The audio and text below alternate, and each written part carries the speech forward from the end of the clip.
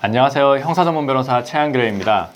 어느 정도 범죄 혐의가 인정되기 때문에 무혐의는 힘들고, 그렇다면 기소유예를 노려봤어야 하는데 기소유예가 무언지 몰라가지고 별다른 양형 자료도 제출하지 않고 딱히 반성하는 태도도 보이지 못했더니만 어느새 공판 절차가 열리게 되었는데, 그제서야 이제 부랴부랴 찾아봤더니 선고유예라는 것이 있더라, 어떻게 안 되겠느냐 하시면서 이제 저희에게 문의하시는 분들이 간혹 있습니다. 사실 선고유예는 대다수 분들이 잘 모르시는 이유가 실무상 그렇게 많이 판결이 되는 처분이 아닙니다.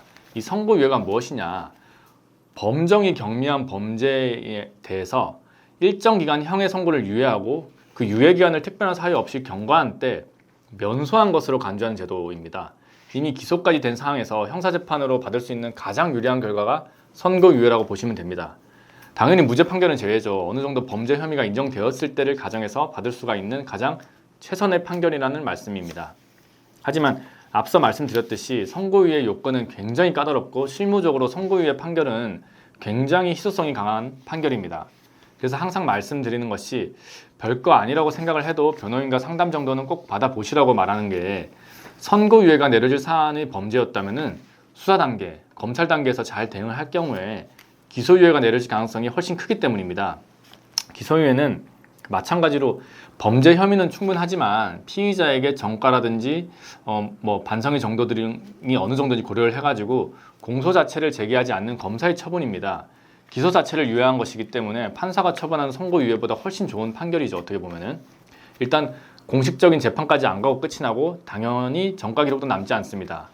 하지만 이미 늦었기에 어쩔 수가 없습니다. 그 다음 좋은 선고유예를 노려보자면 선고유예 요건을 먼저 한번 확인해 봐야겠습니다. 형법 제59조에 규정이 되어 있는데요. 첫째, 1년 이하의 징역, 금고, 자격정지 또는 벌금의 형을 선고하는 경우, 그리고 그 피고인에게 개전의 정상이 현저할 것, 그리고 셋째, 자격정지 이상의 형을 받은 전과가 없을 것, 이런 요건이 있습니다. 이렇게 세 가지로 첫 번째에 보이듯이 선고형이 매우 경미해야 한다는 뜻이에요. 또한 형을 병과할 경우라면은 그 형의 일부에 대해 가지고 선고유예도 가능한 부분이 있어요. 예를 들자면은 선고형이 징역형과 벌금형이 병과되었는데 징역형은 그대로 또는 집행유예를 처분을 하고 벌금형에 대해서는 선고유예를 처분할 수가 있습니다.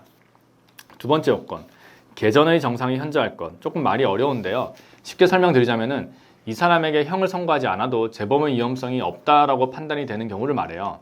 이러한 판단은 판결 선고 시에 형법 제51조 양형조건에 규정된 범인의 연령, 범행 동기, 범행 후의 정황 등의 사항을 종합해서 이를 기준으로 판단한다라고 대법원 판례에 나와 있습니다.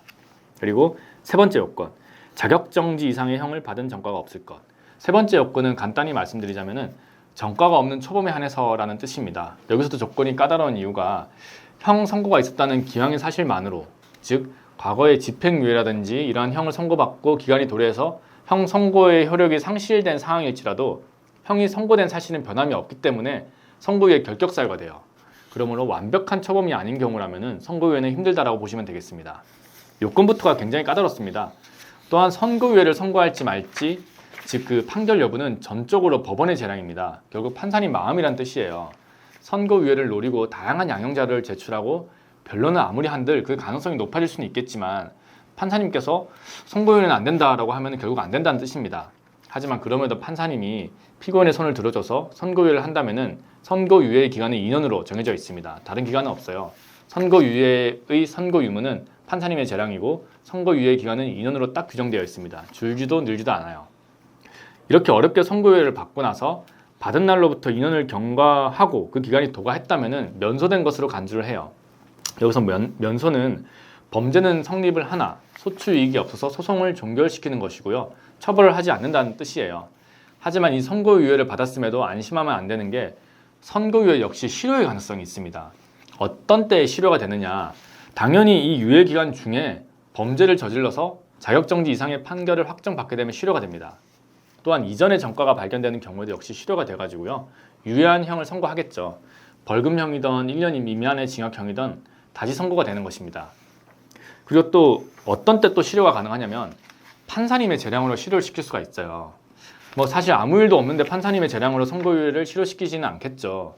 판사님의 재량으로 선고유예 처분을 피고인에 내리면서 간혹 지도 또는 원호가 필요하다라고 판단되는 경우에 1년 이내의 기간 안에서 보호관찰을 명할 수가 있습니다. 이러한 보호관찰 기간 중에 만약 그 피고인이 그 준수사항을 위반한 정도가 좀 무거운 때 판사님의 재량으로 선고유예를 실효시킬 수가 있는 건데요. 이 부분은 무조건적이지는 않지만 재량으로 가능하다라고 알고 계시면 좋겠습니다. 자, 여기까지가 선고유예에 관련된 내용이었는데요. 다시 한번 말씀드리지만 선고유예는 실무적으로도 기소유예보다도 더 어렵게 느껴지는 것이 사실이다라고 생각하시면 됩니다. 아주 경미한 사안에서 나오는 것이 대부분이고 그렇지 않은 경우라면은 정말 구체적인 사안 하나하나 따져보고 준비해서 전문 변호인과 충분한 상담 그리고 대응을 통해서만 그 가능성을 높여볼 수가 있다는 겁니다. 오늘은 선고유예에 관해 집중적으로 다뤄봤는데요. 어떻게 도움이 되셨을까요?